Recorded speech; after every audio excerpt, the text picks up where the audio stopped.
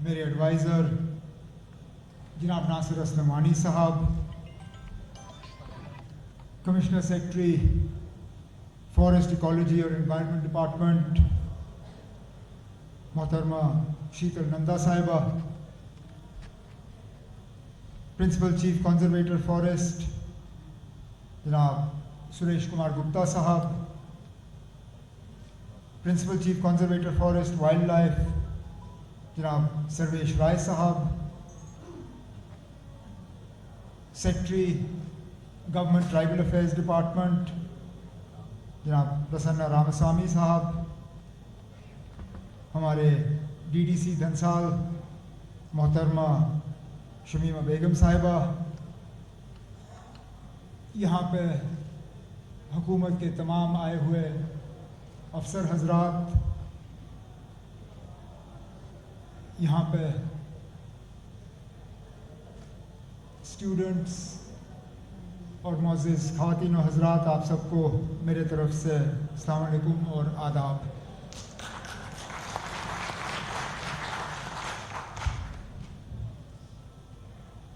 इस हॉल के अंदर मौसम को देखते हुए मैं आप सबका ज़्यादा वक्त दूंगा नहीं। शायद हम सब जो नीचे बैठे हैं हमारी हालत थोड़ी बेहतर है, जो बेचारे ऊपर बैठे हैं मुझे लगता है अगर मैं कहूं कि वो पक गए हैं तो शायद मेरा कहना गलत नहीं होगा।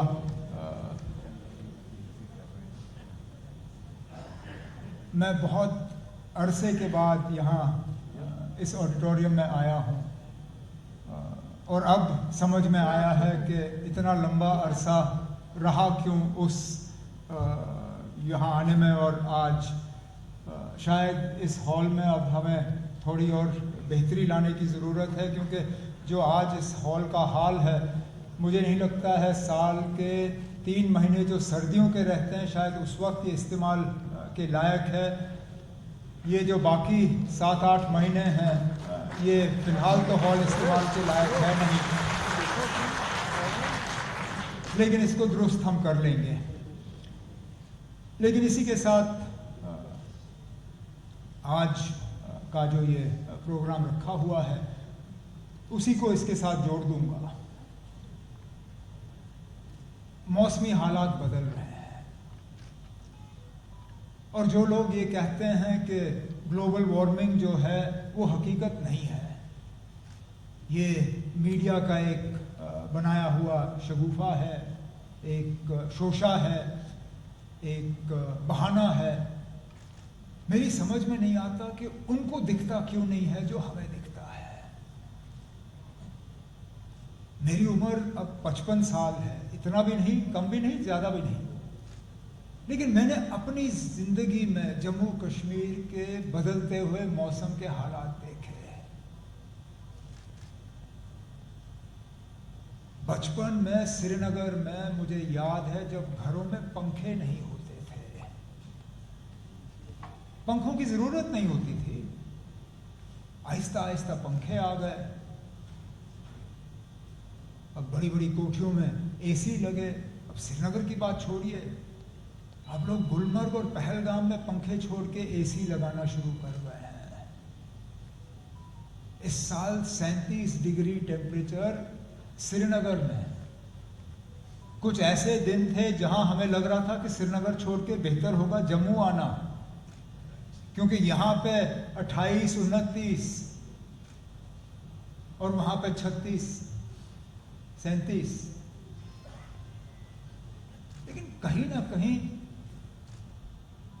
अगर ये हुआ तो उसके लिए हम कसूरवार हैं।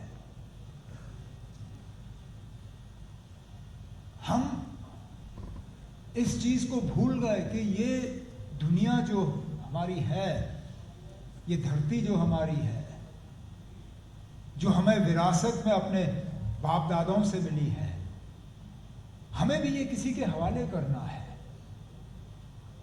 और क्या हमारी जिम्मेदारी नहीं बनती है कि जिस हालात में हमें मिला, अगर उसको अगर हम और बेहतर ना कर सकें तो कम से कम उसको और बिगाड़े तो नहीं।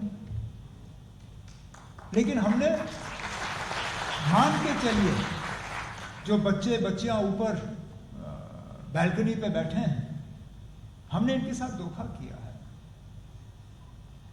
हम जो इनके हवाले कर रहे हैं, तबाही करके इनके हवाले कर रहे हैं, और इनसे कह रहे हैं कि हम तो फेल हो गए, अब आप इसको दुरुस्त करिए।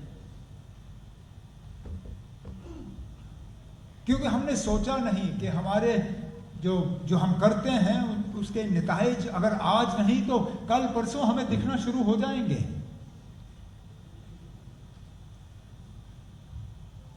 हम जंगलों में पेड़ काटते हैं, चलिए कहीं पे मजबूरी, कहीं पे जरूरत, लेकिन इस चीज से भी इनकार नहीं किया जा सकता कि अक्सर बेशतर हम जंगल काटते हैं सिर्फ लूटने के लिए,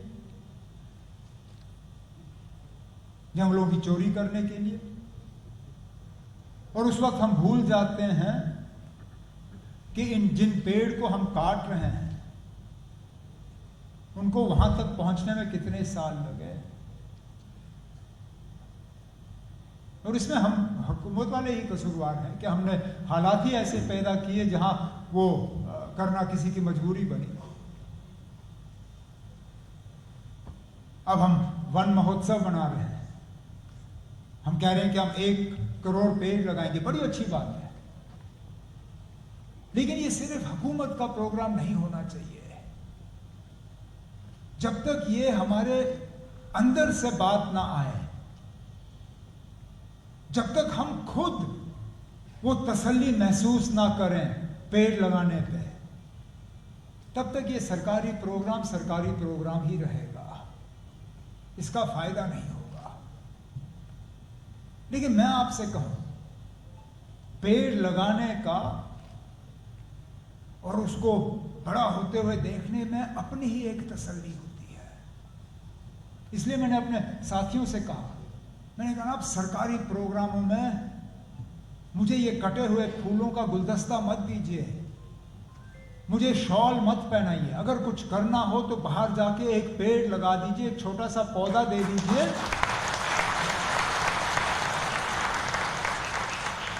मुझे उससे कहीं गुना ज्यादा तसल्ली मिलेगी।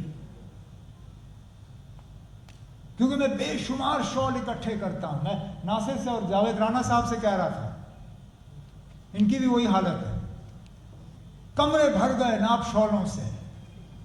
अब हम सर्दियों में ये शॉल इकट्ठे करके बांटना शुरू कर जाते हैं, क्योंकि अब और करे तो करे क्या ना, अब एक टाइम पे आप एक ही शॉल इस्तेमाल कर सकते हो।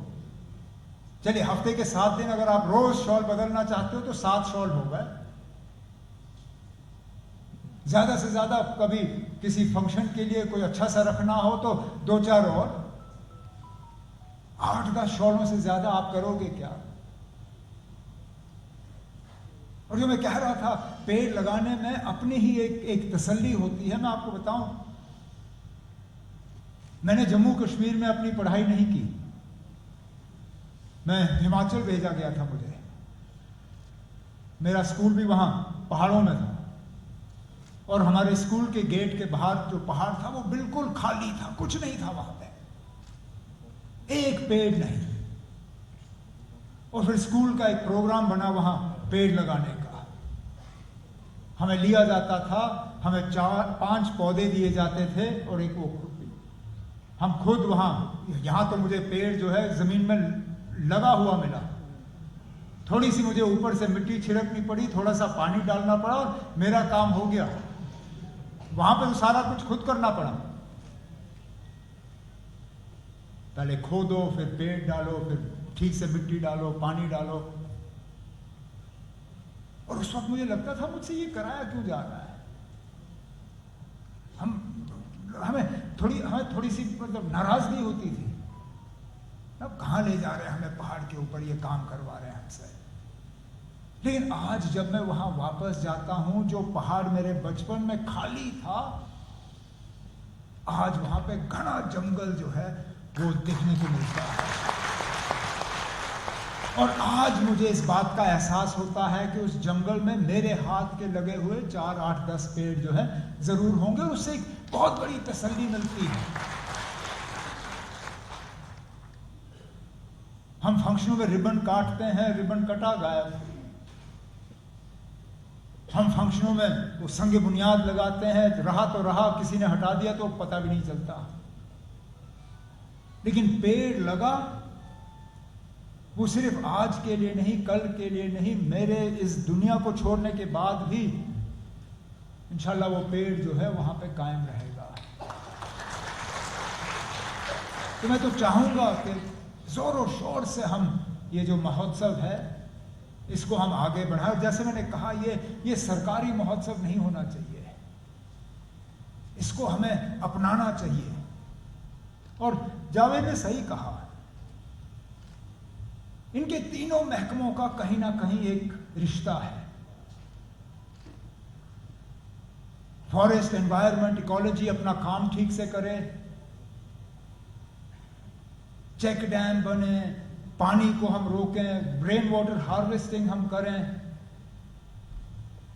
पानी की किल्लत कम होगी, टैंकर की मांग कम होगी, जल शक्ति का जो है प्रेशर कम रहेगा, और मंत्री साहब जो है गर्मियों में थोड़ा सा आराम की सांस जो है वो ले पाएंगे।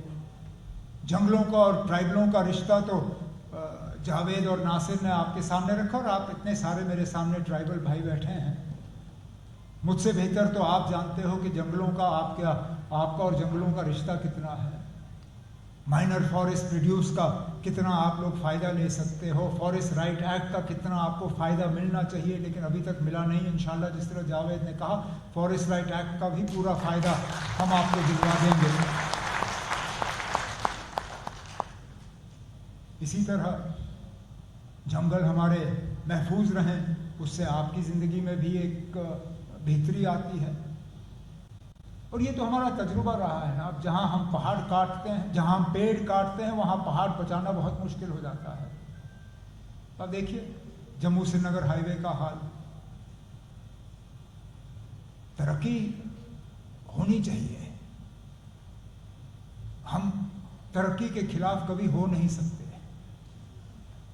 लेकिन तरक्की में भी अकल का इस्तेमाल करना बहुत ज़्यादा ज़रूरी होता है।